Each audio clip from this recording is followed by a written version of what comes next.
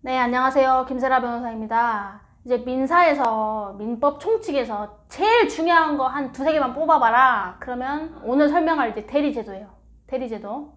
일단 법률행위를 할 때 보통은 그 명의자와 행위자가 일치를 하죠. 예를 들면 임대차 계약을 해요. 그러면 임대인 쪽 있고 임차인이 있을 거 아닙니까? 그러면 보통은 임대인이 자기가 나와서 직접 사인하고 계약하죠.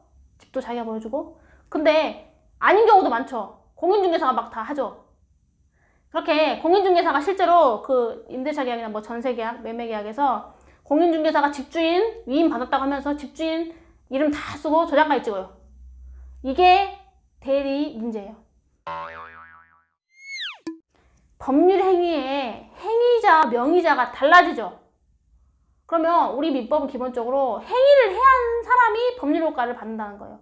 근데 행위를 하지도 않는 임대인 본인한테 다른 사람이 한 행위가 지금 귀속돼야 되는 이런 부분이 발생하죠. 그래서 이런 경우에는 대리권이 반드시 있어야 돼. 명의자 본인이 아닌 다른 사람이 행위를 할 때는, 법률 행위를 할 때는 대리권이 있어야 돼. 그 사람을 대신해서 하고 내가 행동은 내가 하지만 이거에 대한 법률 효과는 다 본인이 받는다라는 게 대리거든요. 그래서 대리에서 중요한 건 현명. 내가 대리인이라는 걸 표시해줘야 되고, 그 다음에 이제 권한이 있어야지. 본인이 대리인한테 이거 네가 다 알아서 해? 라고 권한 수여를 했어야 되죠. 이게 이제 수권행위 이렇게 설명하는데, 보통은 이제 현실에서는 실무상의 위임장이 제시가 되죠. 본인이 이제 권한 수여했다는 거 확인해야 돼. 그래서 계약서 쓰실 때 어느 한쪽, 뭐 매도인이든 채권자든 채무자든 임대인이든 뭐 이런 부분에 어느 한쪽이 그 계약서에 쓴 명의자가 아닌 사람이 와서 도장을 찍고 사인을 할 때는 뭘 해야 되는가요? 대리권이 있는지 위임장을 반드시 확인을 해야 돼요. 그래서 이제 이렇게 됩니다. 근데 이제 권한이 있으면 유권대리고, 그러면 대리인이 한 모든 행위의 효력은 본인한테 기속이 돼요. 근데 대리권이 없어. 아무 권한 없는 놈이 다른 사람 이름 갖다 와서 막 사인하는 거, 조장하는 거 찍는 거야. 그럼 그건 무권대리. 무권대리가 돼가지고 원칙적으로 본인한테, 명의자한테 법률효과 기속이 안 되는 거예요. 그 다음에 또 이제 특이한 애가 있어요. 표현대리. 표현대리. 이게 뭐냐면 표현대리는 무권대리 일종이에요.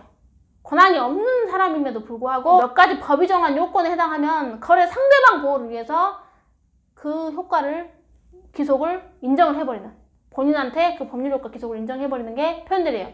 민법 제125조, 민법 제126조, 민법 제129조가 세 가지 표현대리고, 우리 대법원 판례는 그 세 가지 법이 정한 표현대리 있죠? 민법 제125조, 126조, 129조 이외에는 다른 표현대리는 인정될 수 없다. 법이 정한 것만 인정된다. 이렇게 하고 있어요. 이게 대리법의 큰 틀이에요. 그래서 오늘 제가 한 얘기를 듣고 혹시 뭐 수험생이나 민법의 공부에 관심 있는 분이라면 가까운 서점이나 뭐 인터넷에 뭐 이런 데 찾아보면 대리법이라는 부분이 이제 책이 목차가 있어요. 그럼 맨 처음에 뭐 대리제도, 개관, 대리의 의, 뭐 서설 이런 거 나오고, 그 다음에 이제 유권대리가 나와요. 유권대리. 그 다음에 무권대리가 나와요. 그 다음에 표현대리가 나와요. 이게 이제 그 큰 틀이에요. 물론 이제 책 그 저자의 성격에 따라서 약간 그 순서는 바뀔 수 있지만, 큰 틀은 일단 기본적인 대리제도가 왜 이렇게 있는 거고, 그 기본적인 틀과 요건이 뭔지, 제도의 취지가 뭔지고, 그 다음에 권한이 수여된 정상적인 대리 형태인 유권대리, 그 다음에 장난을 친, 아무 권한이 없는데 장난을 친 무권대리, 그 다음에 거래 상대방 보호를 위해서 법이 인정한 제도, 표현대리.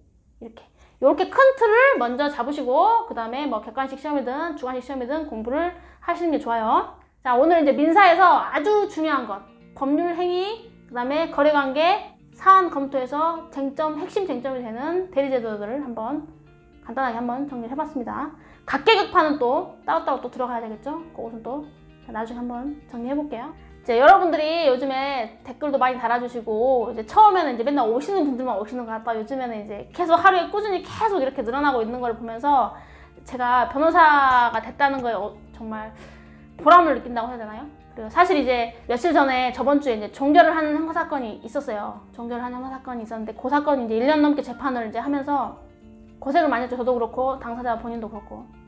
그분이 이제 재판 마치고 이제 저한테 문자를 주셨는데 이렇게 온 거예요. 변호사님의 그 인간적인 모습에 크게 감동을 했고, 변호사님 보면서 아 이래서 변호사라는 직업이 사회적으로 존경을 받는구나라는 걸 느꼈다고 저한테 문자를 주셨죠. 그래서 그거 보고도 제가 정말 많이 감동을 했었거든요. 사실 제가 이렇게 잘 해드리는 것도 없는 것 같은데 어떻게 보면 오늘 여러분들이 이렇게 도움이 됐습니다. 감사합니다. 이런 걸 한마디 한마디에도 저는 많이 감동을 해요. 저를 많이 응원을 해주시면 감사하겠습니다.